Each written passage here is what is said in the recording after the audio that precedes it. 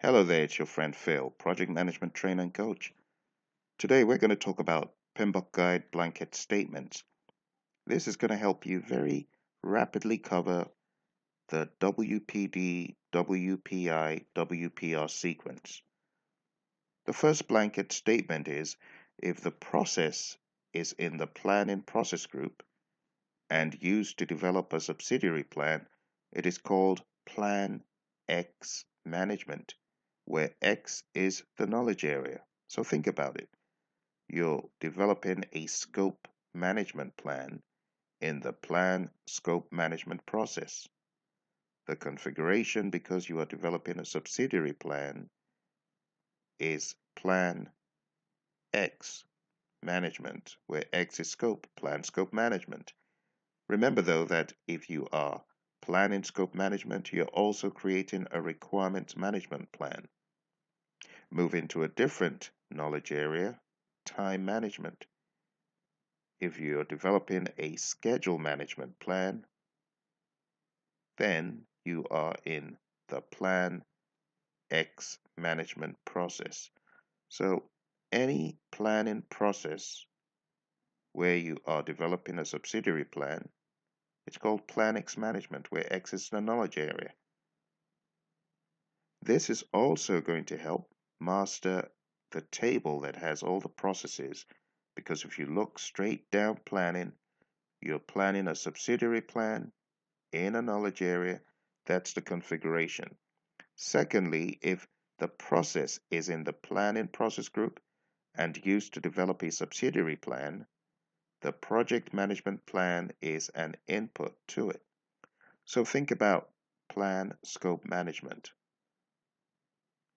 This is telling you that the project management plan is an input to plan scope management. What about plan schedule management? The same thing. Plan cost management? The same thing. The project management plan is an input to those processes where a subsidiary plan is being developed. Thirdly, if the process is in the planning process group and not used to develop a subsidiary plan, it uses the subsidiary plan from its knowledge area as an input to it. For example, in scope management within planning, the second process is collect requirements. Now, collect requirements does not use the project management plan as an explicit input. Rather than that, it uses the subsidiary plan from the scope management knowledge area, which of course gives you the requirements management plan as well. Still on point 3, let's talk about scheduling. In time management, the process after plan schedule management is define activities. Define activities does not use the project management plan as an explicit input. Rather, it uses the schedule management plan as an explicit input. Still in time management, sequence activities also uses the schedule management plan as an explicit input to it, and so on and so forth. Also in risk management, identify risks uses the risk management plan as an input to it. Okay. 4. If the process is in the monitoring and controlling process group, it is typically called Control X, typically in most instances, where X is the knowledge area, except in the case of integration processes and validate scope. So, in scope, you have control scope. In time, control schedule. In risk, control risk. In procurement, control procurement, and so on. 5. If the process is in the executing process group, the subsidiary plan from that knowledge area is a major input to it, except in the case of integration processes. Think about acquire project team, develop project team, manage project team, all in the HR knowledge area, but within executing. What this blanket statement implies is the Human Resource Management Plan is an input to those three, not the Project Management Plan. Think about another executing process in quality. Perform quality assurance. Perform quality assurance uses the Quality Management Plan as an input, not the Project Management Plan. How about conduct procurement? The same thing. Conduct procurement uses the Procurement Management Plan as an input, not the Project Management Plan. Point 6. If the process is in the monitoring and controlling process group or the closing process group, the project management plan is a major input to it. So all the processes in the monitoring and controlling process group use the project management plan as an input. The project management plan is an input to those processes in the closing process group, close project or phase, and close procurement. Also note that the project management plan cannot be an input to anything that happens before it. So develop project charter and identify stakeholders have no plan as an input. 7. WPD is an input to every monitoring and controlling process except those in integration.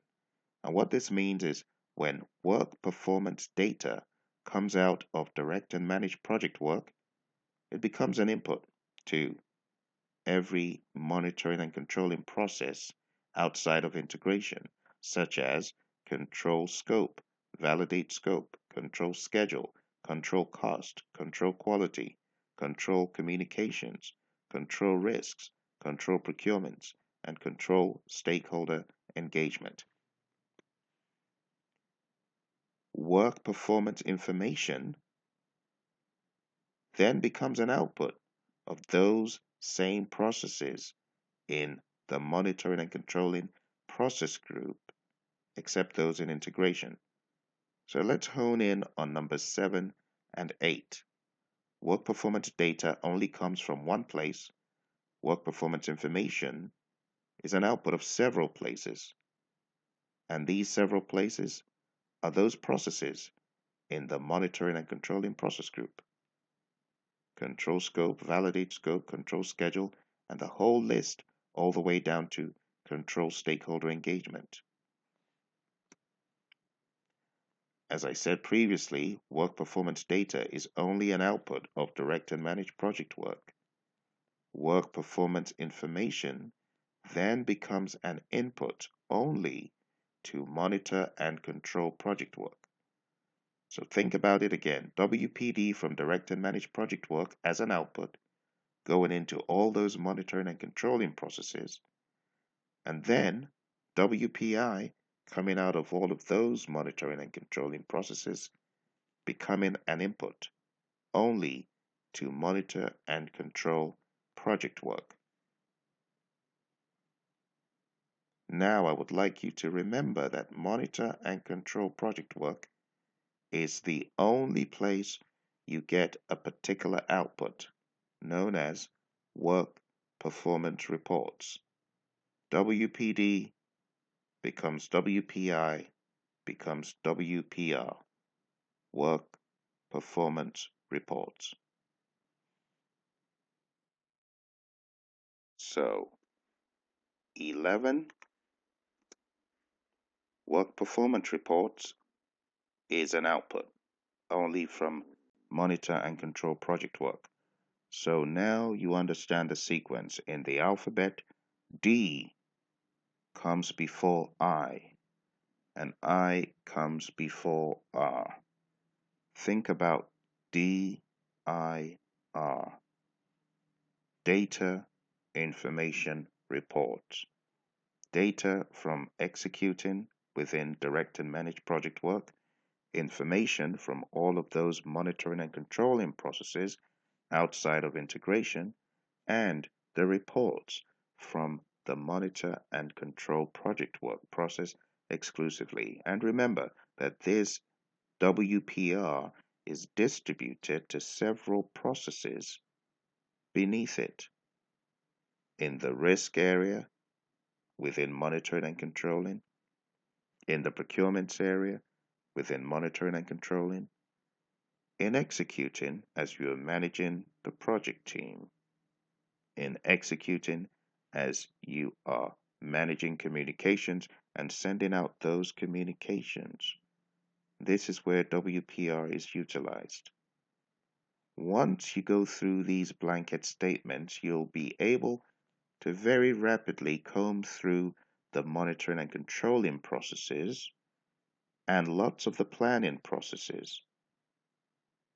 Did you notice as you went through the Pmbok guide that the triple constraint of time, cost, and scope within planning, in other words, plan schedule management, plan scope management, and plan cost management, did you notice that the inputs, tools, and techniques and outputs have some similarity? The only output is usually plans or a plan. Scope gives you two plans in plan scope management, but plan schedule and plan cost give you one plan. And did you notice that plan schedule management and plan cost management have analytical techniques as being a tool and technique? Did you notice that they all have expert judgment as a tool and technique? And did you notice that they all have the project charter, the project management plan, EEFs and OPAs? Also, when you take it a step further and you think about a quadruple constraint of sorts from time, cost, scope, and risk, in plan risk management, you have pretty much the same inputs, tools, and techniques and outputs. Now, in plan risk management, it's a little bit different, but for the most part, look across time, cost, scope, and risk. See the similarity. It will save you a ton of time as you study for this exam. Instead of sweating the small stuff, use blanket statements to identify commonalities and then begin to pinpoint key inputs, those that are different from other processes, key tools and techniques, and key outputs which are unique or specific to a particular process. For example, collect requirements has several unique tools and techniques. Processes such as direct and manage project work have outputs that are unique, like WPD and deliverables. So that's the frame of mind you need to be in as you study for the PMP exam. Don't sweat the small stuff. Don't sweat cramming every single OPA and EEF and where they're used. That's not going to pay off in the long run. Spend your time on big ticket items, unique items. Understand your formulas, understand your unique tools and techniques, your unique outputs, and understand the macro flow, and that will help you. Watch my other video that's called Pmbok Guide Mainline. Type in the word Pmbok and mainline into Google and it should come up with a video. I wish you all the best on your PMP or CAPM exam.